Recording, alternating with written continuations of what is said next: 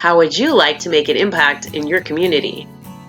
How would you like to help someone that you know who's been a victim of some type of trauma? Well, maybe it's domestic violence or something a little bit more traumatic. Retired police officer and domestic violence expert Rebecca L. Mahan created a program that has been so successful that lives have dramatically changed and people have been able to overcome significant trauma. The book, Victims Overcoming Traumatic Events, is available on Amazon and is designed for patrol officers and those who respond first to domestic violence. That includes you. You might be responding to a friend or a family member that's had to, face a very challenging situation that has been very traumatic for them. Domestic violence or otherwise, the focus of the book really gives details that can be applied to any type of calls for service. And those who are patrol officers, nurses, and family or friends can really utilize the tools and resources that are provided inside to make a difference. There's even a chapter how you can change unhealthy things going on in your life to make them healthy and move forward. Take a few minutes to head over on Amazon.com, Victims Overcoming Traumatic Events by Rebecca L. Mahan. We're excited to have you here today because in 30 minutes, we're going to give you points that are going to change your life or your perspective to make your life healthier. With us today, we have a guest who is a novelist and a playwright. He's been featured in national media from the New York Times, Entertainment Weekly, Parade Magazine, the New York Post, Sports Illustrated to NPR. He's an award-winning playwright, and his stage dramas include A Black and White Cookie, The Broadway World, A Tomato Can't Grow in the Bronx. I've got to actually ask more about that. But with his latest work, Walking Charlie, he's also got 7 critically acclaimed dystopian political thrillers to his name.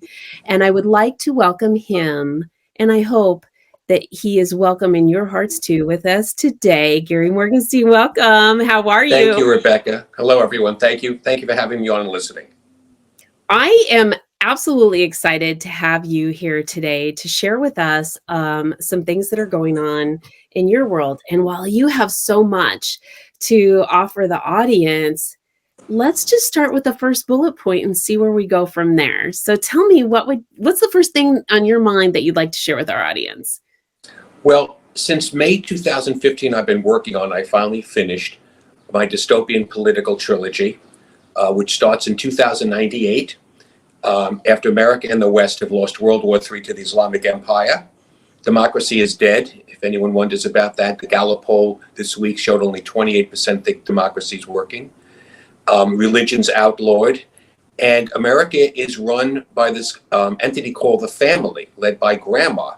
And it's a totalitarian nanny state. And things like social media are outlawed under the anti-narcissism laws. And within this dystopian despair comes the fact that baseball, representing the last of America, America's national pastime, the great America, the disgraced baseball, is going to play its final season at Amazon Stadium in the Bronx, which used to be Yankee Stadium, which is where I grew up, which is why I talk like this. I love it. And so baseball becomes the epicenter of the resistance. And it's about ordinary people who become extraordinary heroes. There's no elitists, no one gets trained to help save the world. You have a baseball historian, you have a teacher, you have someone who runs a boutique shoe store, you have a Catholic priest, you have an orphan girl who escapes abuse at an Islamic orphanage in Barcelona, and they come together, and it's based on faith. Not necessarily faith in a specific religion, or even God. There's that as well. But Okay. Faith in ourselves and each other to show a way forward. I really like that. I think that you've got some really neat tie-ins here because there's some things that are very plausible. And one of the things that you mentioned, Amazon Stadium. I mean, Amazon is taking over. And on so many levels. I mean, they're even doing telehealth now. So it's crazy to think what it would be like to advance forward to 2038. Well, the thing is about dystopian novels is you have to create your own world, which is the hard part. Okay, you have your own world with your own rules, and you can't disobey it. But it's not meant to be predictive, and it's not Okay. meant to. Okay, I mean that's the most important thing. There's never any mention of contemporary politics, for example, or the 3 terms of President Alexandria Ocasio-Cortez. Kidding, just kidding. I just want to see if everyone's paying attention. So it's not that scary, okay? But you want to be able to see how the world could become like this, and the world could become dark. And I think we increasingly see how America is losing its will to fight for freedom, to believe in freedom, to bolster and maintain its democratic institutions. You could see how we could lose a world war. Not to denigrate at all the men and women are armed forces, but the political will to fight. And I try to show that. We can certainly see why religion would be outlawed in this country. Religion, Judeo-Christian Christianity is completely under attack here and across the world. So that's what I want to show. And then I want to show a new world and how these people go about it and how they go to change it. When by the end of book 2 and beginning of book 3, the government is beginning to collapse. And as the American government, the system is beginning to collapse, so is the caliphate. So is the Grand Mufti. Now Sharia has ruled the world. Pretty much, there's a few neutral countries, like China is neutral, but for the most part, we're surrounded and we have to fend for ourselves. But Islam has never had a reformation, a renaissance, a thinking and looking and examining the laws, like Christianity, like Judaism. And so in the Islamic Empire, there starts to be glimmerings of people saying, well, we want more freedom. And baseball ironically triggers that as well, until it comes together in the 2099 World Series, which is a real World Series, with the fate of the world at stake. Well, there's a lot that is actually tied to or evolves around sports and how it connects in a lot of these other areas. So I really think it's exciting how all of that has been brought together in what you have been sharing. And I mean, I do really feel excited to hear about the other possibilities. And I think why this is important now is because if this is at all possible, if it's plausible, we need to be thinking about what we're doing now, such like the time when people started saying, hey, wait a minute, we're seeing too many, I don't know, plastics sort of be embedded in these different areas. And we need to come to a solution that will alleviate that problem for our health. And people started adapting ways to do that, whether it was through recycling, ocean cleanup, whatever scale that it has actually culminated to now. We need to think in those terms now about what's happening and where we would like to see things in our future. Because I've got to tell you, Gary, I don't know about you, but I can sit here today after we stop talking and think, did X amount of time actually just go by? Am I really this age? This was too quick. I can't even imagine that we're talking about 2038 when I was a kid, if we were talking about that, we would think that that was so far off the spectrum, but it's not. Time goes by so quickly. And so, all right, let's go into point number 2. I can't wait to hear what else you've got to share, because there's really a lot of exciting things that you have. Well, also it's the role of the artist. And artist, I don't mean to sound too precious, the writer, someone who creates. And for thousands of years, what we've done is hold up a mirror to society and say, you've got to address this. And sometimes it's anger. But I think in these polarized times, just to segue, because I often do, you talk about thinking. We're losing the ability to think in our society, Rebecca. For the first time in generations, IQ scores have dropped. That's terrifying. It's true. Reading comprehension scores are down to the lowest level since I think 1990, math to 1970, which means that this generation of students are not as smart as the previous generation, which flies in the face of what civilization should be about. So how do we, as writers and as entertainers, how do we reach people? You don't point the finger and say, oh, you voted for, you believe in. What you must do, first of all, is create characters who are flawed, who are like people. That's true. The most represented demographic in American society are human beings. Forget the hyphenations. Okay, That we is all have so hyphenations, true. right? But we are many things, but not people. We're not viewed as people because the elite, the politicians, the media, they gain nothing out of us, or grabbing our pitchforks and saying, "Oh, wait a second," that they don't want that. They don't want people to come together. So what I try to do is, even when I have characters whom I don't agree with, okay, whose point of views, for example, I disagree vehemently with, it's incumbent upon me.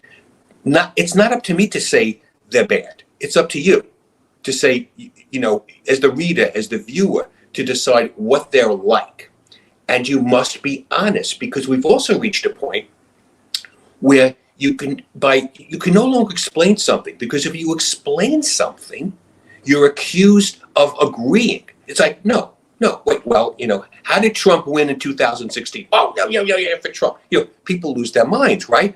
But you can't have reasoned discussion. So writers, we have to create characters who might offend people, not purposely. I don't believe in gratuity like that. But so we see everyone with all shades. But then to show ultimately that there's no finger pointing, there's no accusations. We have to show through the darkness. And right now we are in dark times, that there's a light. And that's what artists must do. And that's what I try to do in my novels and my plays. I can totally agree with what you're saying. I think that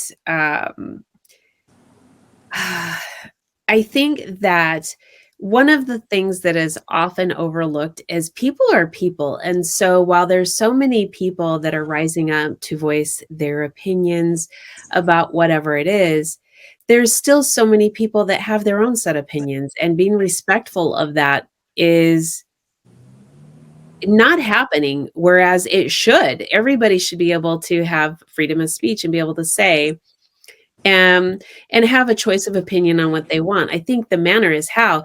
And going back to supporting what you talked about as far as the education level, there was studies done before COVID, and for many years the average American education level is ninth grade. That's pretty scary, isn't it? Yes, but what's even scary is what the study that was done after COVID, and that was they were finding people were at a sixth grade reading level, and education level. So that just supports what you have to say. And technology is such an advantage to us, and we use it, and it sort of takes away sort of a learning curve that is really necessary in our life, that is more harmful than it is not. For example, AI. I know that it was developed for a lot of reasons, and it's been really effective for a lot of people in the things that they're doing with their businesses or social media or whatever it is. But when you look at the grand scope of what is going to culminate from that, it's a scary thought. All right, so we've got to move to your third point. And I am really excited because there's so much more that you and I could talk about. And I want to go into so many things now, but I know we're limited for time. So do tell me, what is the third thing that we can talk about with the audience and share with them? Well, the fact, by the way, you mentioned AI. So in my novels, America becomes so complacent, almost like the Roman Empire, and that the World War III resumes against the Islamic Empire, but they'd rather the robot armies fight. They don't want to fight anymore. And I think, you see the ease, which I try to show, that people will give up their responsibilities. And I think what we must have is more individual responsibility. But with individual responsibility comes the possibility of failure. And we're not challenged enough, right? It's not. Yes. you know, it would be nice if everyone had the same equal, abilities, but was never able to be a Major League Baseball player. I would have loved to have been a Major League Baseball player. I didn't have the talent. I have the will, and I hustled, but not, we all have our skills, and we have to accept that we have our skills, but we also have things we can't do. And I think we've reached a point in our society where the questions of merit are being, Yes. degraded, and that's really bad. Sometimes you're going to fail, and you're not going to get, a 98. But we're doing away with grading.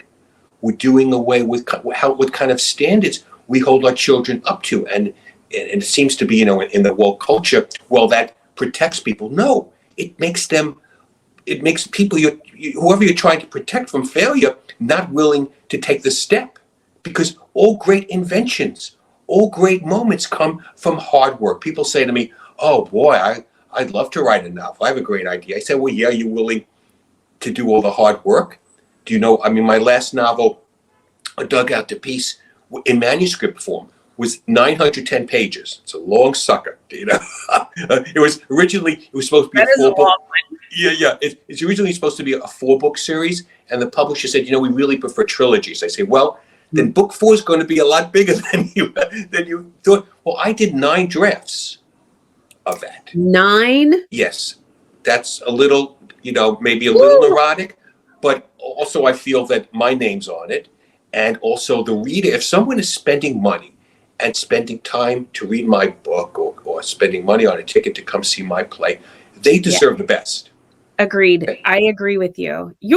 There is nothing like the mind of a person who puts their imagination on paper. Yes. And everything that is being brought through AI is just a compilation of different things that have come from different places over time. But your originality, your passion, the things that you want to evoke in someone's senses can be done through yourself, and not relying on a computer. So I agree with you. Well, and yourself. Again, that's it. Because I have my creativity, okay, but you do, exactly as you said, you do want to spark in other people. Look, you read a book, all right, and I describe some character. Well, the way I see it isn't the way you're going to see it. Your blue is not my blue, right? And I could describe a mountain at night. You're going to have a totally different background, but you have to think about it. And that's what we have to do. But we are so worried in our society now about offending people. It goes down to humor. The very basis of humor is you're making fun of someone, a pie in the face. Now, you don't have to be vicious, okay? There's a line to be crossed. But you go back to like old school comedians, the 30s and 40s and 50s and 60s, they didn't swear. They didn't talk about drugs or alcohol or sex. It was stories about the human foibles. And those are the best movies. And you also see this reflected in movies. Hollywood box office attendance has dropped since 2019, 20%. It's not just COVID. People want to see stories about people. And because that's who you identify with, whether it's a movie, a book, right? Oh, that's what I was just going to say. If you can identify with it, I think that's really, you're capturing, you're encapsulating life experience. Yes. And what's really neat about that, and I think we forget this oftentimes, and why it's so important to develop relationships, because we all go through certain things. We all, despite no matter what we look like on the outside, we're wired as people, and we have emotions and perceptions, and we're going to feel a lot of things. Oftentimes, we kind of feel like we're the outsider, that we're riding solo when we don't have support or an understanding that somebody else has gone through what we have, and that there are resources out there or other people who can empathize with what we're saying. So this is, I think, super important. I can tell you that not too long ago, I got to be a screener for a film festival, and it was exciting because that took me to a place to be able to ask myself a lot of questions. What's the writer trying to convey? What am I seeing and what am I like? There was just so many different Yeah, things that made me think through what I was watching. And yes, there's times we can just sit and we want the TV on or we want to watch a movie just to sort of escape. sure. But how much is it when you can really get into something and figure out what the writer Yes. is trying to convey, just like what you're doing? I love this. Yes. And people, and you talk about, and we so underestimate our ability to identify with people who are not us. In one of my plays, Tomato Can't Grow in the Bronx, it's about a Jewish working class family in the 1960s. And when we would have talkbacks after the performances, it was a very, mixed crowd. I mean, all different people, races and ethnicities and religions. And people say, well, that was like my father. Well, my grandmother was like that. Mhm. And that's what we need to do. We need to, as I said before, reinforce that. And you have to reinforce, but you have to be open and you have to be honest. When you read a book, it should be designed, or a play, a movie, as if, you're eavesdropping. You're seeing, you go to a theater and you see people there on stage. You're not seeing them when their guard is up, right? You're seeing them when their guard is down. But we learn how people struggle and go through the things that we all go through, in different manifestations, but similar things, and how they get through it. But you want it to be positive at the end. You want to give people hope. You don't want to call them names, okay? And I think that's really, it's really important to show that there could be friendship in a black and white cookie, which, as you said, thank you. That's my dog. I'm sorry. When a Broadway World, the best original play, and it's about the relationship between an African American conservative newsstand owner and an eccentric communist Jew, who have nothing in common, so they think, but they learn that despite their differences, they come together because they're two lonely old guys, and they want a friend, and that's it. It doesn't get much more complicated than that, right? I absolutely love that. I think that what you're saying is so on par. And I know that you have just so much more to share and be able to give people some food for thought and then also allow them to identify again, start thinking about the identification and where we're at, because I think there's just been such a big separation. I am so glad that you were able to share some of your time with us today and talk about these things, because I think that they're all very important and very succinct, and they're applicable to what could be. And this is where Right. you're at right now. So I'd like for you to share with the audience how they can get involved with what you've got going and be able to go into another place and see what could be and how they might be able to make a significant difference.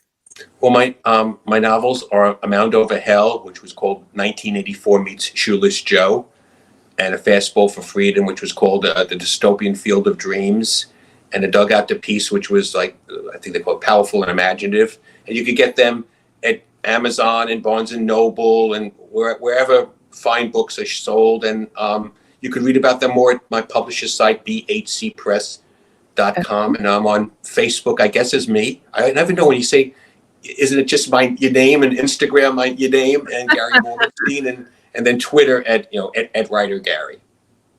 I love it. Thank you so much for your time with us today. And I want to thank all of you who are watching and listening out there. And you can find us all over. And if you have questions or you have suggestions, we want to hear about it. Rebecca Mahan at publicist.com is where you can send any information you'd like. And you'll find me, Rebecca L. Mahan, all over social media. Thanks for tuning in today.